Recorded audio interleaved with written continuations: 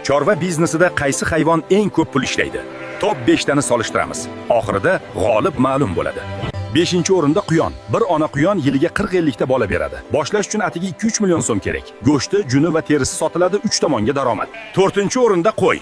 2 millionga olib, 6 oyda semirtirib sot. Sof foyda 1,5 million. 3-o'rinda broiler tovuq. 45 kunda tayyor bo'ladi, eng tez aylanadigan biznes. 500 bosh tovuqdan oyiga 15-25 million so'm sof foyda. 2-o'rinda sigir suti. Tijorat fermasi kuniga 20 litr sut beradi. 10 sigirlik ferma oyiga 20-35 million so'm daromad keltiradi. Go'shti ham qo'shimcha foyda. 1-o'rinda baliqchilik. 1 gektar hovuzdan yiliga 5-8 tonna baliq. Xarajat kam, talab yuqori.